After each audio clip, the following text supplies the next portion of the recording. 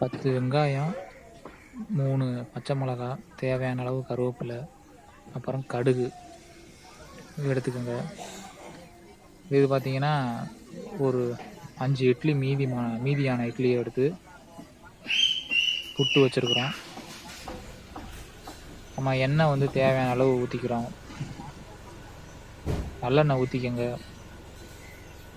எண்ணெய் அதிகமாக தேவை அப்படின்றவங்க அதிகமாக ஊற்றிக்கங்க. இப்போ கடுகை போட்டு தாளிக்க போகிறோம். நல்லா பொரியட்டும். அடுத்து கருவேப்பிலை போடுவோம். சிம்மில் வச்சு தாளிங்க. ஹை ஃப்ளேமில் வச்சிங்கன்னா கருகிடும். கூட பச்சை மிளகாய் போட்டு நல்லா வதக்குங்க. அதுக்கப்புறம் வெங்காயம், சின்ன வெங்காயம் போட்டிங்கன்னா உங்களுக்கு நல்லா இருக்கும். பெரிய வெங்காயம் போட்டிங்கன்னா உங்களுக்கு இனிச்சு கிடக்கும். நல்லா பொன்முருவலாக வர்ற வரைக்கும் வருங்க.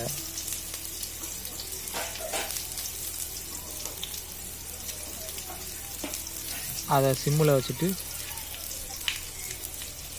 பொன்முருவலாக வரணும். அது வரைக்கும் கிண்டிக்கிட்டே இருங்க. தேவையான அளவு உப்பு போட்டுக்கோங்க. திரும்ப வதக்குங்க. ரொம்ப அதிக ஃப்ளேமில் வச்சிங்கன்னா உடனே கருகிடும். ஒரு சைடு மட்டும் கருகிடும். அதனால் சிம்மிலே வச்சு வதக்குங்க. அடுத்து நம்ம பிட்டு வச்சுருக்கிற அந்த இட்லியை கொட்டுங்க. கொட்டி நல்லா பிரட்டி விடுங்க.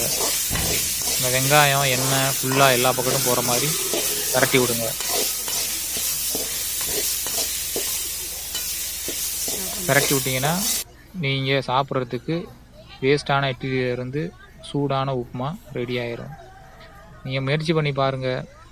நாங்கள் பழைய இட்லியை வேஸ்ட் ஆக்கக்கூடாதுன்னு இது பழைய மெத்தடு. இது புதுசாக கற்றுக்கிறவங்களுக்காக போட்டது. தேங்க்யூ.